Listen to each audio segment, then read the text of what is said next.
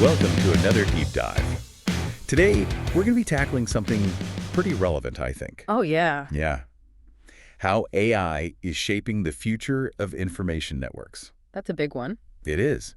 We're using Yuval Noah Harari's 21 Lessons for the 21st Century and Homo Deus to explore this. Ah, good choices. Yeah, these were actually books that a listener suggested. Get ready, because we're going to be covering some really thought-provoking stuff about how we talk to each other, process data, and even make decisions. In this world, that seems to be increasingly dominated by AI. You know, it's interesting. We always talk about AI as if it's like this far-off thing of the future, but it's already so ingrained in everything we do. Oh, yeah, for sure. Think about it, how you get your news, how you shop, or even how you connect with your friends. Right. Algorithms are a huge part of it all. Absolutely. Sometimes, maybe more often than I care to admit, I go down these YouTube rabbit holes and it's like they know me better than I know myself. Right. But obviously it's not magic. Well, maybe. No, it's AI. And one of Harari's main points is that it's not even a fair fight. The way AI processes information, it just completely eclipses what we can do.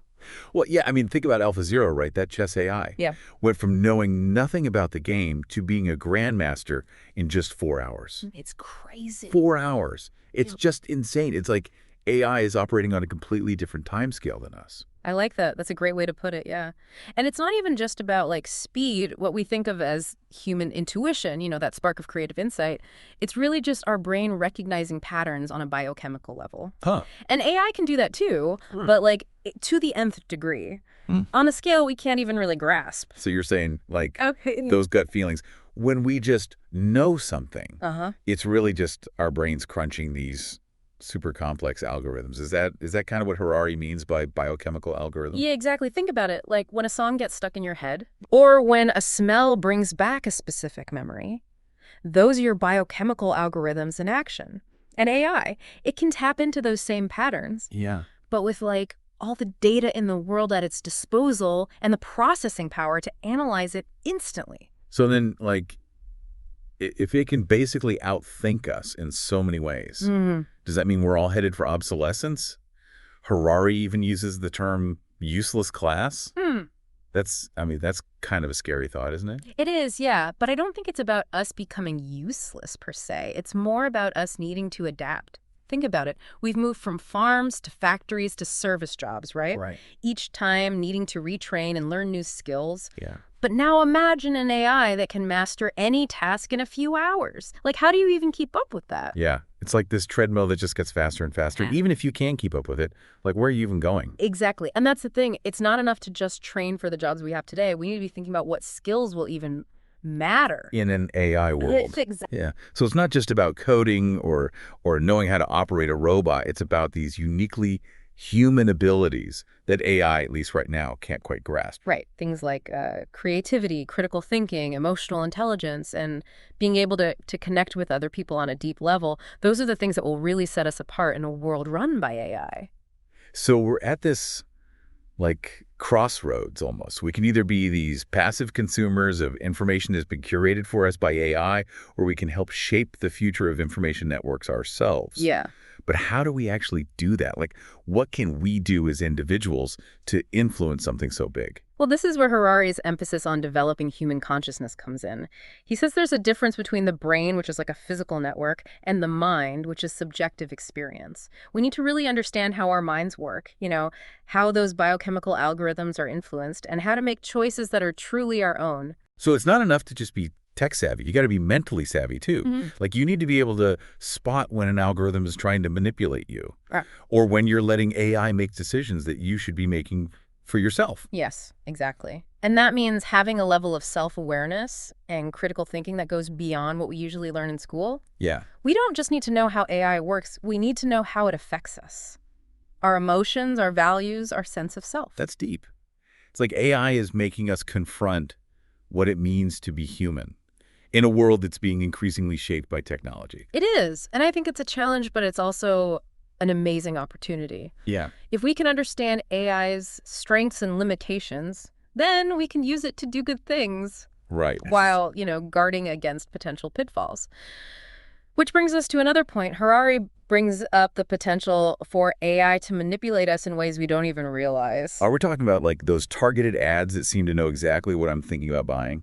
Yeah, like that. But think about it. What if you had AI-driven music selection? Like, it chooses the perfect song based on your mood. No human DJ could ever do that. Or, imagine if algorithms were used to personalize news feeds, to reinforce people's biases and create these echo chambers where they only see information that already agrees with what they think. Okay, that's getting a little Black Mirror-y. It's easy to think of that as science fiction, but I mean, think about all the data that's already out there in the hands of companies and governments. It's a little unsettling, right? Yeah. And then Harari takes it even further, talking about these digital dictatorships where AI is used for surveillance. Right. It's just unprecedented control over people. And it's not just about monitoring what you do, it's about understanding, even manipulating your thoughts and feelings. Imagine a government that could make you love the dictator and hate anyone who opposes him, no matter what their policies actually were. That's a scary thought.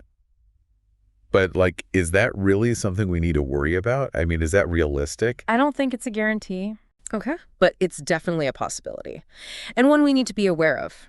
The decisions we make today about data privacy and AI development and the role of technology in our lives, those are going to determine what happens in the future. Woof.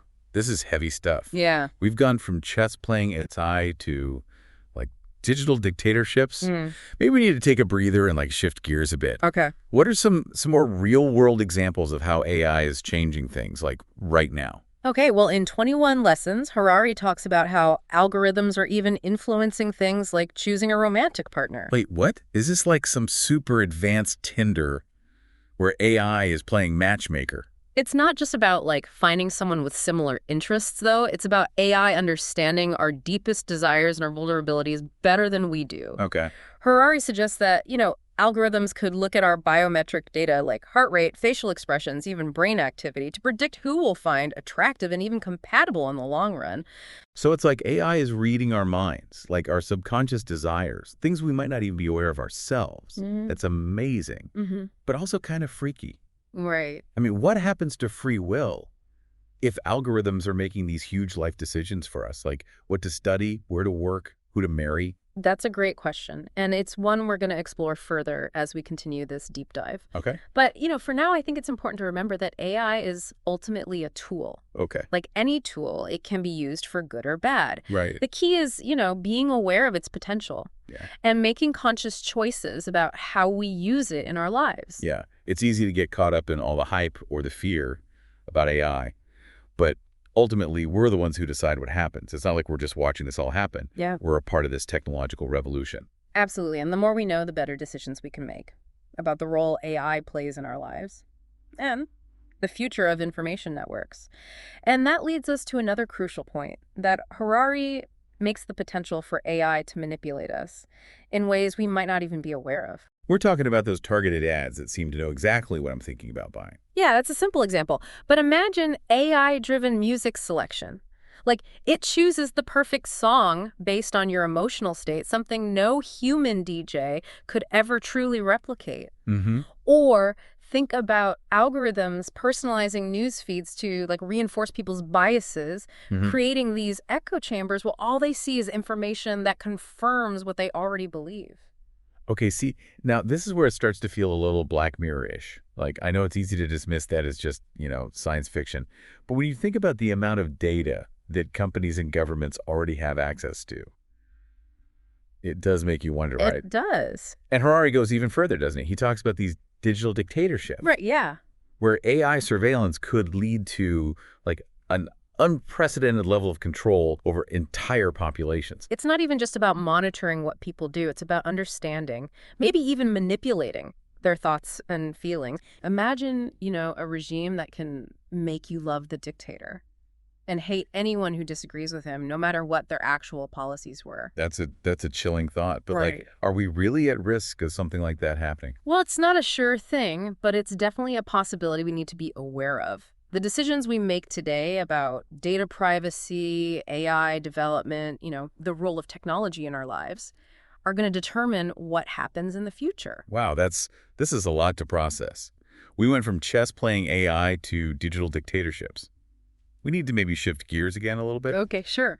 What are some more concrete examples of how AI is already transforming these information networks, like today? Well, in 21 Lessons, Harari talks about how algorithms are playing a larger role in things we wouldn't even think of, Wait, like choosing romantic partners. wait, seriously? Like, is this some kind of super Tinder where AI is playing matchmaker? That's intriguing, but also kind of scary. Yeah, it's not just about finding someone who shares your interests. It's about the idea that AI might understand our desires and even our vulnerabilities better than we understand them ourselves. Harari suggests that algorithms could, use our biometric data, things like heart rate, facial expressions, even brain activity, to predict who we'll find attractive. Maybe even who we're compatible with. So AI is like reading our minds, Yeah, like our subconscious desires. pretty much. That's wild, but also kind of creepy. I know. Like, what happens to free will if algorithms start making all these big life decisions for us? What to study, where to work, who to marry? It's a great question, and one we're going to dive deeper into as we go on. Okay. But for now, it's important to remember that at the end of the day, AI is a tool. Like any tool, it can be used for good or bad. Right. But the key is being aware of what it can do, Yeah. and then making deliberate choices about how we want to integrate it into our lives. Yeah, I think it's easy to get caught up in the hype or the fear surrounding AI. But at the end of the day, it's up to us how we use it. It's not like we're just watching from the sidelines.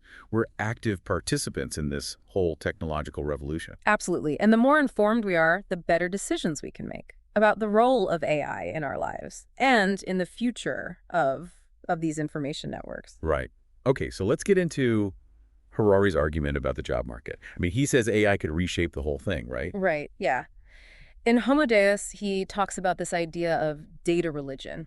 Basically, the belief that algorithms can solve all our problems and make better decisions than humans can. Data religion. Yeah. That's a strong term. Yeah. They say we're going to start worshiping algorithms or something? Yeah, literally, of course. But he is pointing out this trend where we're relying more and more on algorithms for everything, from choosing our entertainment to managing our finances, even making life or death decisions in healthcare. Okay, yeah.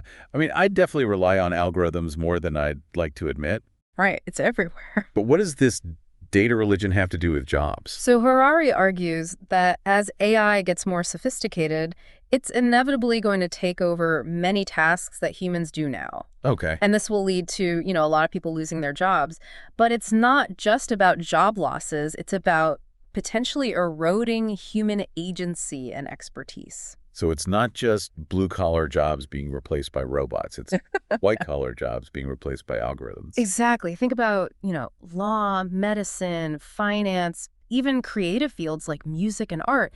AI is making inroads in all these areas. And it's only going to get better in the coming years. They're kind of scary. It makes you wonder, what skills will even be valuable in a world where AI can seemingly do everything? That's a million-dollar question, right? Yeah. And Harari doesn't give us easy answers, really. But he does talk about the importance of what he calls soft skills. Okay. Things like critical thinking, creativity, emotional intelligence, the ability to work well with others. Those sound like those uniquely human abilities we were talking about before. Exactly. The reason these skills will be so valuable is because, at least for now, AI struggles with those things. AI excels at tasks that are rule-based, repetitive, data-driven. But when it comes to things that require intuition, empathy, nuanced judgment, humans are still way ahead. So we need to become more human to thrive in an AI-driven world, is that what you're saying? Kind of, yeah. We need to develop the skills and qualities that make us uniquely human. Our ability to think critically, to connect with others on an emotional level, to solve problems in creative ways, and to navigate complex situations that require, moral reasoning and ethical judgment. It's like AI is forcing us to face our own humanity in a way we haven't had to before. But how do we even cultivate these soft skills? Right. Can you teach that in school? Or is it more about, life experience? It's a little of both, honestly. Our education systems definitely need to adapt to prepare students for a world run by AI. But individuals also need to take control of their own learning and development. So reading, traveling, talking to people with different viewpoints, Yeah. being creative. Exactly. And it's a lifelong journey. The world is changing so fast that we constantly need to be learning, adapting, evolving, just to keep up. It's a lot, but in a way, it's exciting. I think so too. We're on the edge of something brand new. and we have the chance to make it something good. Yeah. And while there are definitely risks and challenges with AI, there are also incredible opportunities. Like in healthcare, right? I've read about how AI is being used to diagnose diseases earlier, to create personalized treatment plans, even to develop new drugs. Exactly. AI has the potential to make healthcare more accessible, more affordable, and more effective for everyone. And that's just one area. AI could be a key factor in dealing with climate change, developing renewable energy sources, maybe even fostering global understanding and cooperation. So it's not all doom and gloom. It's about finding a balance, Yeah. right? Recognizing the risks of AI, but also using its power for good. That's it, exactly. The future of information networks, just like the future of humanity, is still being written. And the choices we make now are going to shape what happens next. Okay, so let's circle back to this idea of digital dictatorships. Okay. Is this something we really need to be concerned about? Or is it more of a hypothetical? I don't think it's just a hypothetical. Harari's point is that digital dictatorships could emerge not through brute force, but through this subtle manipulation of information and emotions. So can you give me a concrete example? Like, how could this actually happen?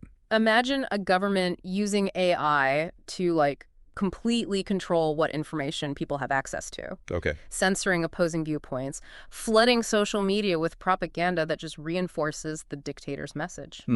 That sounds familiar, actually. Right. I mean, we've already seen attempts at, like, manipulating information online. Right. But how is AI different from, like, traditional propaganda? AI takes it to a whole new level. It can personalize propaganda, targeting specific individuals based on their psychological profiles, their fears, what they want.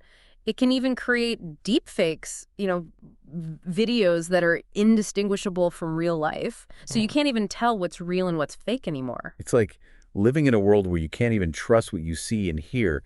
How do you even fight back against that? That's the real danger of digital dictatorships. They don't just control what you do, they control how you see the world. And once that's gone, resistance is almost impossible. Wow. So is Harari saying we should just, give up? No, not at all. He's emphasizing the importance of critical thinking. We can't just accept everything we see or hear as truth. Right. We have to be discerning. We have to question things. And always try to look at issues from different angles. So, media literacy is more important now than ever before. Absolutely. We need to be able to evaluate information sources, identify biases, distinguish facts from fiction. And this is a skill that needs to be taught from a young age. We have to prepare future generations for this information landscape that's only going to get more complex. Right. And potentially, more deceptive. It's a daunting task, but a necessary one. We can't be passive consumers of information anymore. We have to be active, engaged, critical thinkers if we want to protect our freedom and make sure that, AI is serving humanity. Well said. And on that note, I think it's time to shift gears one last time and explore what we can do. What can individuals do to make sure AI is used for good? Okay, yeah, that sounds good. Harari doesn't really give us easy answers, but he does talk about one thing that's super important for navigating this new world. He says it all comes down to global cooperation. Okay. He argues that the challenges that come with AI are just too big for any one country to handle on their own. That makes sense. AI is being developed everywhere, all over the world. The crazy pace. It's not like we could just, stop it. Right. Or go back to, a pre-AI world. Yeah, exactly. And if AI is misused, think about it. Mass unemployment, those digital dictatorships we talked about, those are global issues. We need global agreements, ethical guidelines. We have to work together to make sure AI benefits all of humanity, not just, a select few. Right. So we need, a global AI ethics council or something, kind of like the UN, but specifically for AI. Are people working on that? There are definitely initiatives out there, yeah. Okay. The hard part is going to be creating a structure that's comprehensive, but also flexible, right? Something that can keep up with how fast AI tech is evolving. Right. It's a tough job, but I think it's absolutely essential. We've been talking about, the big picture stuff, governments, tech companies, organizations like that. But what about regular people? Yeah. What can we do, in our own lives? Yeah. Well, there's a lot you can do, actually. Start by educating yourself. Okay. Learn about AI, what it can do, both the good and the bad. Think about your own data, what's out there, who has it, and try to support companies that are developing AI ethically. Talk about AI with your friends, family, your community. Even small actions can add up and make a difference. Yeah, I like that. It's good to remember that we're not just along for the ride. You know, Yeah, we have a say in what happens. for sure. The future of information networks Yeah. and the future of humanity really comes down to the choices we make. All of us. Yeah, every single one. This whole deep dive has been really, I don't know, it just made me think about AI in a different way, how it's going to affect all of us and why it's so important to be having these conversations. Me too. It's been great. Yeah. And as we move forward, into this unknown territory, it's good to remember that knowledge is power. The more we know about AI, the better prepared we'll be to create a future that works for everyone. That's a great point. It's been fascinating exploring this whole idea of information networks in the age of AI. A huge thank you to you, our expert, for, taking the time to share your knowledge with us. It's been a pleasure. And to all of you listening, thank you for joining us on this deep dive. We hope it's given you some food for thought and maybe inspired you to think a little differently about AI and what it means for all of us. Until next time, keep those brains buzzing. It all comes down to understanding ourselves. Okay. Harari argues that, the real key to navigating this AI-driven world is to know ourselves better. Really understand what makes us human. What are our values? What are our weaknesses? Where do we excel and where do, struggle? Yeah. Okay. So it's like before we can teach AI how to be ethical or responsible, we need to figure out what that even means for ourselves. Exactly. Because at the end of the day, AI is a reflection of us, right? It's a tool we created. So if we're going to guide its development in a positive direction, we have to be clear about our own goals and intentions. Right. That's a powerful thought. AI is a mirror reflecting humanity back at itself. It makes you wonder, if AI starts behaving unethically, does that say more about the AI itself or about the people who created it? It's a tough question, and one I don't think has an easy answer, Yeah, but it's definitely something we need to think about. absolutely. This has been such a thought-provoking conversation. I feel like I have a whole new understanding of AI and its potential impact on our lives. Me too. It's been a pleasure exploring these ideas with you. And to all of you listening out there, thank you for joining us on this deep dive into the world of AI and information networks. We hope you found it as fascinating as we did. We encourage you to continue exploring these questions and to engage in these crucial conversations about the future we want to create. Because ultimately, the future is in our hands. Until next time, keep learning, keep questioning, and keep shaping the world you want to see. Whispering.